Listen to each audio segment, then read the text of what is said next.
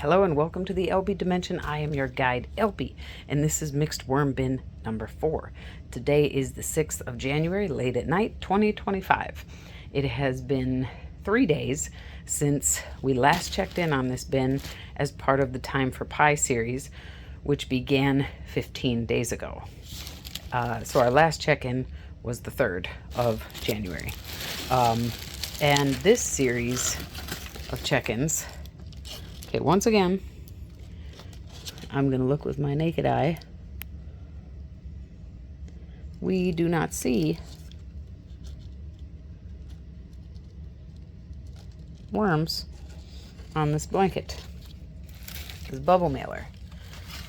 Whereas in bin 1, we see them on there. Bin 2 doesn't have a bubble mailer. Bin 3 just got their bubble mailer. And last time there were worms on the surface, which there are some. Gosh, guys, this check-in though, the 15-day check-in, 3 and 4 days since the last check-in has been so satisfying. Bin 1 is looking great. Bin 2, you gotta go check out the bin 2 check-in. I'm not just saying that to get you to watch it. Yeah, if you're a worm enthusiast, go check out bin 2 post-pie 15-day check-in. Maybe it should be post-pie day 15. Either way, 15 days, day 15, you get it. It'll be for January 6th, 2025. Okay, now, we fed on the 9th of December, 2024 here, and then our pie feeding where they got a bunch of rotten vegetables and pita bread and a piece of rotting pumpkin pie. This bin is undeniably... there's a cocoon. There's a cocoon. That one looks like it could be recently emptied.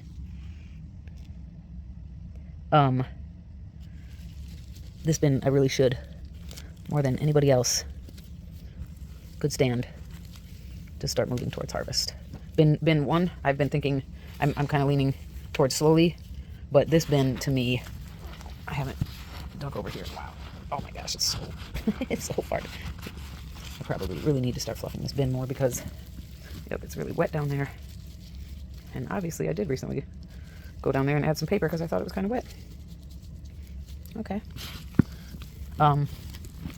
Either way, I still believe what I said, which is that this bin needs to start moving towards harvest. So I'm just gonna dip down in this corner as well. It's pretty wet down here. A little bit of a swampy smell over here. We'll push some of the top stuff down. This population is now my number 3 population. It's very healthy. It's a great population. I feel very good about it.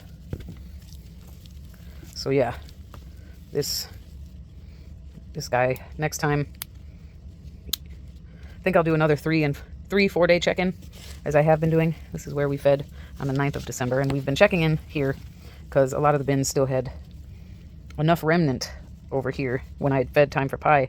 There's been quite a few worms hanging out in the previous feeding zone. This bin also received, on the 9th of December, a whole rotting mango. So, and there's rotting garlic in here, which at this moment still smells good.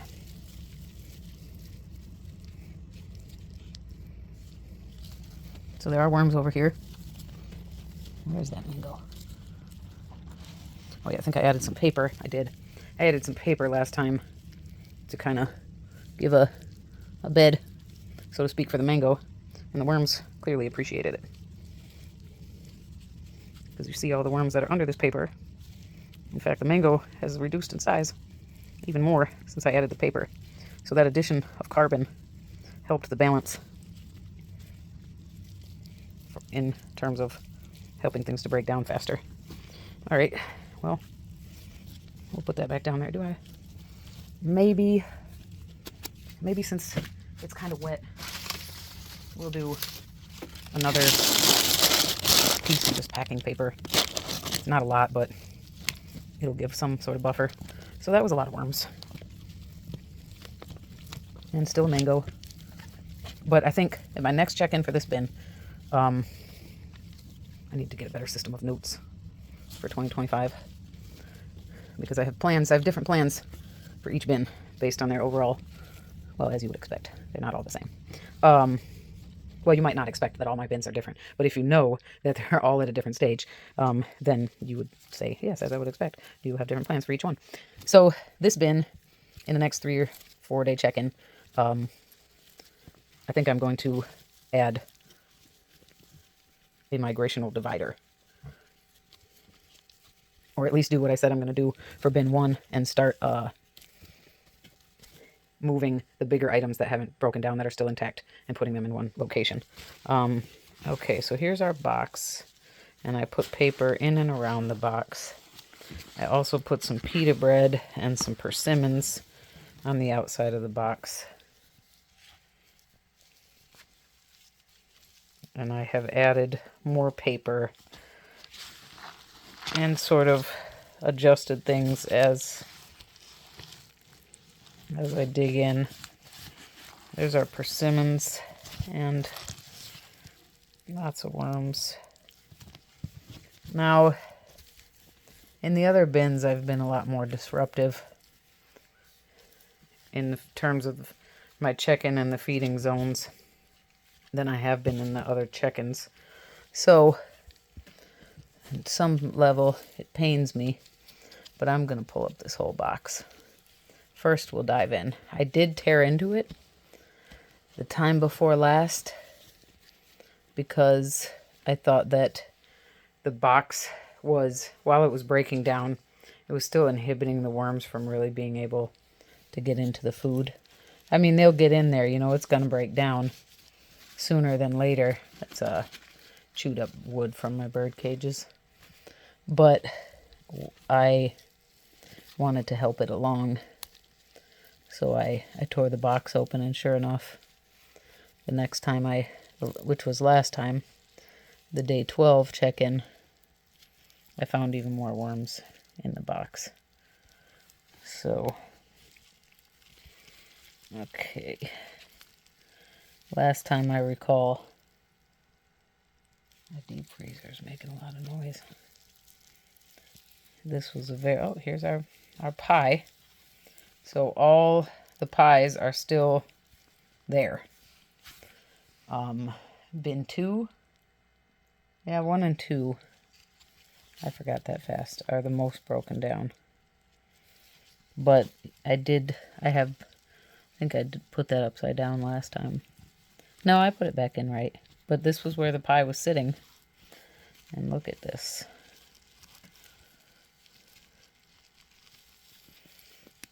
Yeah, there's even pie underneath them. That chunk.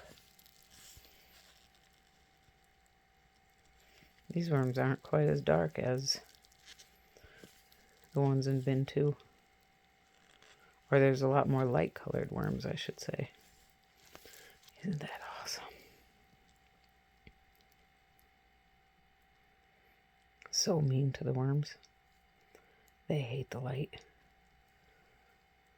So I'm sort of torturing them for science right now. Isn't that terrible? This is an eggplant. I noticed that this thing is breaking down even faster since I put paper next to it. But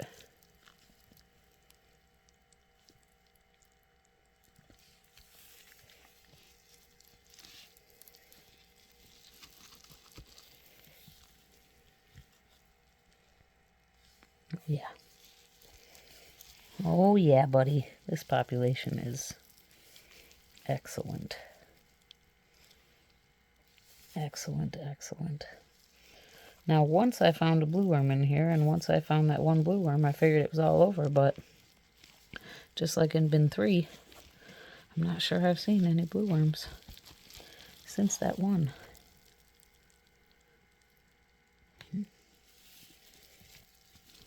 There's a pepper I'm smelling. We're digging up the bottom.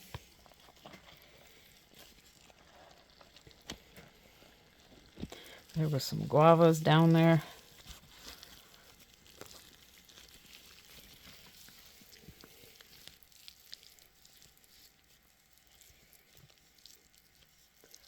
Pepper, persimmon, and lots of worms. Oh, that's a guava. Kind of smells good still. There's another guava over there.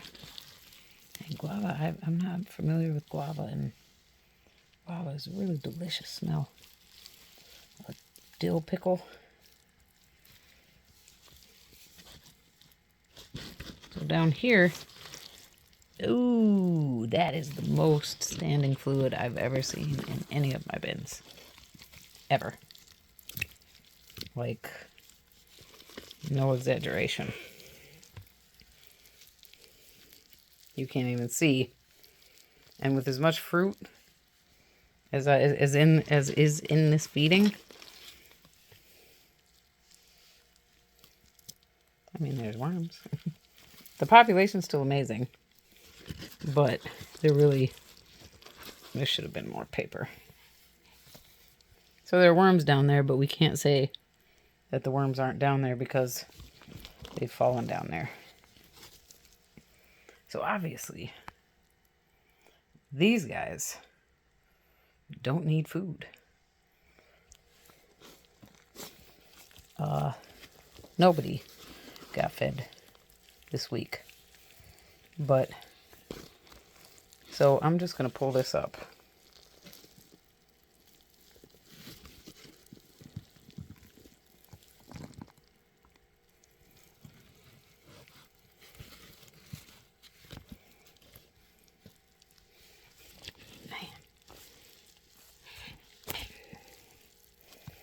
There's some more, looks like food. That was kind of on the side. Some paper under there. You know what I'm going to do, right? Okay, good.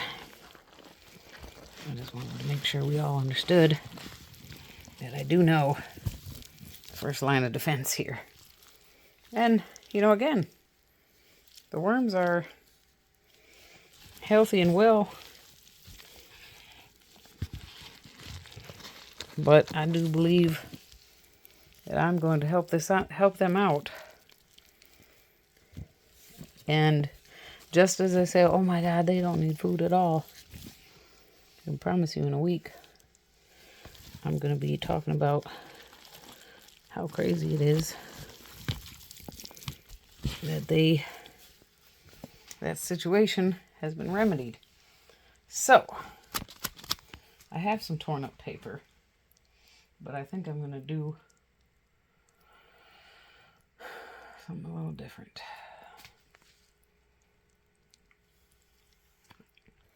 Okay, this is the type of fruit box that I put in bin 4, Harry and David. No offense to anyone who likes Harry and David fruits and stuff, or who buys them. No offense to the person who gave this to me. We've talked about it. But I was gifted, which was a super nice, great gift, but it was apples, pears, and oranges. 3 of each. And most of them were not very good. So, just keep that in mind, because I understand that Harry and David are not cheap. So, and this was years ago. Maybe they've since improved their product. But if you asked me, I would not spend that kind of money on fruit that you do not know the quality. Because you're paying for high quality fruit, but you don't actually know. You don't know if the recipient's going to get mediocre fruit, which is not at all the giver's fault. But yeah, anyways. This is not well thought out, because I need the box to be open. So, now I know it's not. We're still going to also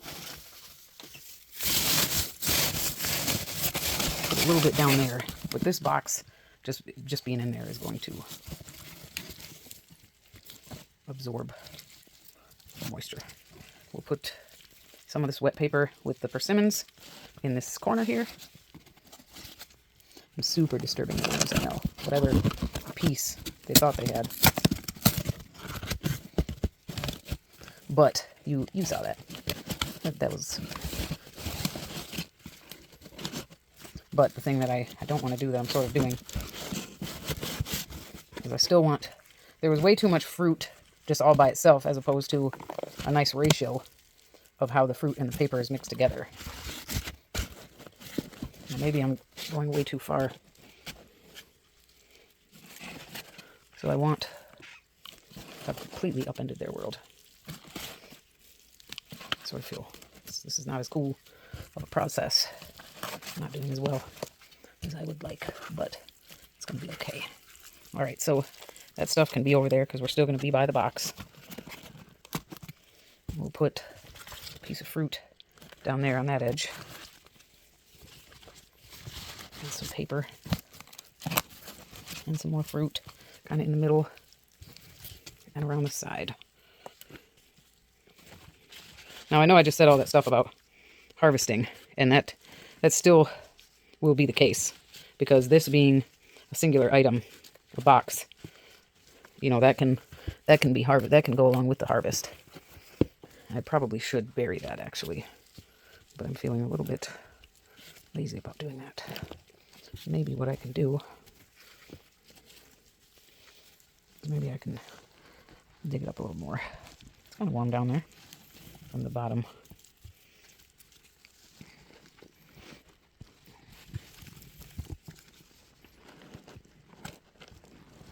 Yeah, because we kind of set it on fruit. Tip it on its side a little bit more. Well, it's still bulging out. The only problem I have with that is the fruit flies. But there's a part of me that says let it be.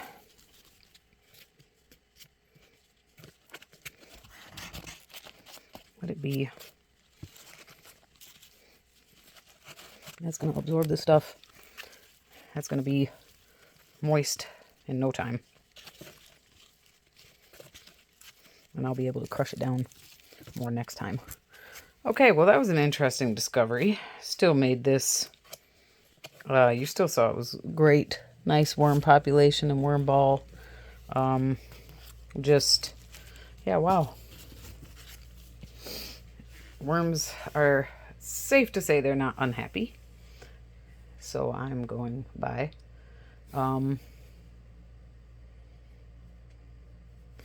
Checking my gloves because the next bin I go into is the blue worm bin. And yeah, we totally disrupted them, which I do feel bad doing because they were all nice and happily congregated in there, and I completely jacked them up. But you also saw that it was a necessary evil. Oh, sorry, bud. It's kind of... You really want to be in there? Or do you not have a choice? Maybe he really does. Okay. Now, on to the blue worm bin. Yeah, I am gonna put the blanket back over. Make sure we don't have any travelers. All right. Well, yeah, that was interesting. It was good, but it was interesting. So that box is going to help serve in the future as part of our divider. That's how that's going to go. All right. Thank you so much for your time and your interest. If you enjoyed this video, I'd really appreciate it if you could hit the thumbs up. I'd love to hear from you in the comments what you think about this. And if you'd like to follow along with my worms and also my gardening, hit the subscribe button. It's free, and the notification bell to receive notices when I post new videos. All right. Thank you so much. Right now, as it is, I post 5 worm videos a week. In the future, it could be 5 videos every 2 weeks, but right now we're doing about 5 videos a week. Well, and then I do some shorts. So minimum 5 videos, long form videos of the check-ins. This week, this check-in has turned out to be a lot longer. All right, be safe, be well. Bye for now.